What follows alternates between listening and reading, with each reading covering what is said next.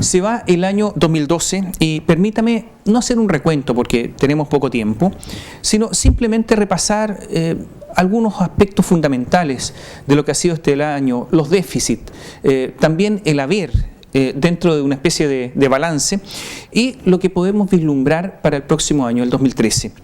El gobierno termina gran parte de su gestión, yo diría, con una buena cantidad de promesas cumplidas.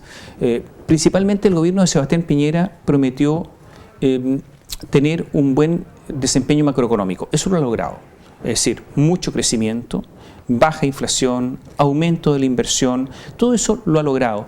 Chile aumentando en su clasificación en su calificación de riesgo con Standard & Poor's, se dice que Fitch también podría aumentar su calificación de riesgo y por lo tanto mejorar su calificación de riesgo, por lo tanto en cifras macroeconómicas el gobierno, nadie lo puede dudar, muy bien. Salvo algunos puntos amarillos, unas luces amarillas que vamos a ver más adelante. También han aumentado las remuneraciones, ha disminuido la cesantía, prácticamente algunos dicen que hay casi pleno empleo, 7% para los jubilados, el postnatal de 6 meses, es decir, en eso el gobierno yo diría que ha cumplido, pero claro, en las encuestas el presidente Sebastián Piñera muy, pero muy mal y no logra repuntar, básicamente por un problema de credibilidad. Y eso, a mi juicio, no tiene solución en la persona del presidente. Podrá tener solución a lo mejor en el gobierno si es que las personas logran hacer la distinción. Veamos algunos déficits. Lo primero, yo diría, un crecimiento basado en la demanda y no en la producción. Es decir, un crecimiento basado en el precio del cobre y no en lo que cada uno de nosotros produce para lograr el bienestar del que algunos disfrutamos. En segundo lugar, siguen las tasas de interés del retail altísimas, más del 50% en algunos casos, una brutalidad. Nada de eso se ha producido. Si la Polar en algún momento algunos tuvimos la esperanza de que sirviera no solamente para terminar con las reprogramaciones de los créditos en forma automática, sin consultar justamente a los deudores, sino que también para que se revisaran las tasas de interés.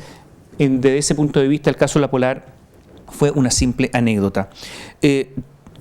Atención con el déficit en cuenta corriente de la economía chilena. Más del 3% este año, para el 2013 se estima cerca de un 4,6%. Cada vez que ha habido crisis económica en Chile, en forma previa había un déficit de cuenta corriente. Yo pondría la atención sobre esta cifra que es mala. Dentro de todas las buenas cifras macroeconómicas, esa es muy mala. La burbuja inmobiliaria. Si no, pregúntale a los españoles lo que ha pasado con la burbuja inmobiliaria. Precios, como la economía está creciendo en base a demanda, sube los precios de los bienes inmuebles. Y al subir los precios de los bienes inmuebles se otorgan créditos para comprar bienes caros, inmuebles caros. Y posteriormente esas hipotecas en momentos de crisis económica no son suficientes para pagar el crédito, para satisfacer el crédito. Y por lo tanto los bancos entran en falencia, además de los deudores. Yo diría que ahí también hay un punto de atención importante y si no, insisto, repito nuevamente, pregúntele a los españoles. Para nada se ha solucionado el tema de la concentración económica. La concentración económica cada vez mayor, una concentración inaceptable, que yo creo que orada incluso la democracia.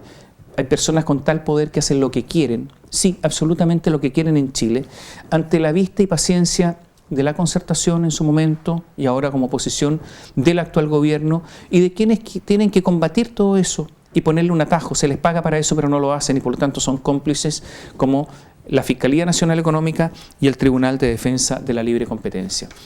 En regionalización yo diría ni hablar, ¿no? Es decir, la desconcentración de la economía desde un punto de vista territorial, las regiones cada vez más anémicas, cada vez más empobrecidas en relación a Santiago, sin capital humano. Yo diría que ahí sí que hay un fracaso absoluto.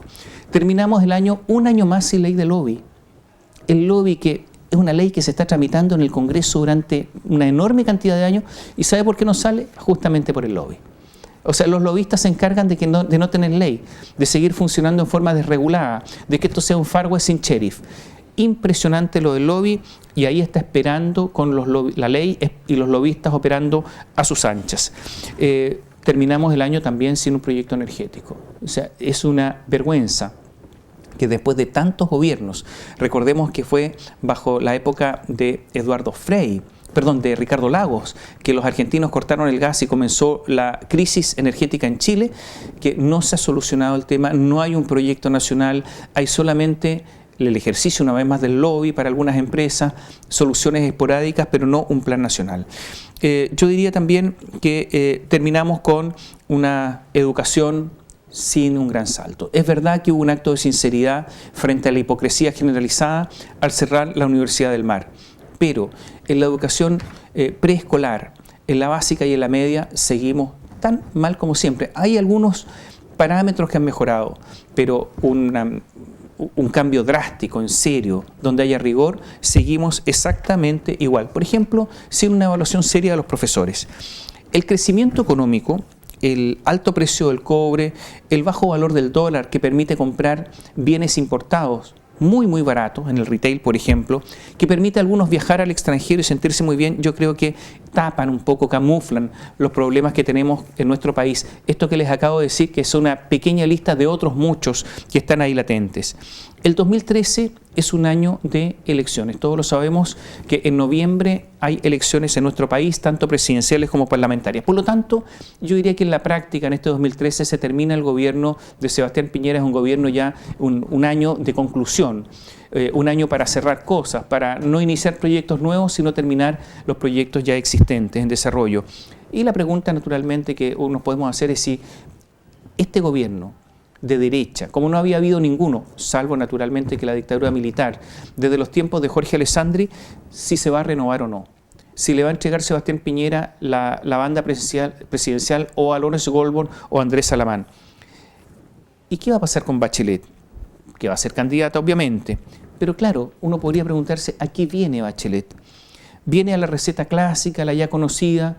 Que yo no digo que no sea legítima ni verdadera, que es aumentar impuestos, una reforma tributaria, un Estado más fuerte, una reforma laboral, pero ¿será suficiente con todo eso?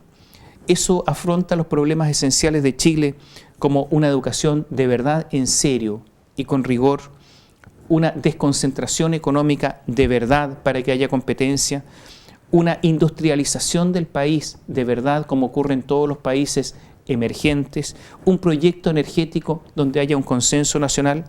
O sea, ¿vendrá Bachelet a hacer lo que no prometió pero tampoco hizo durante su gobierno?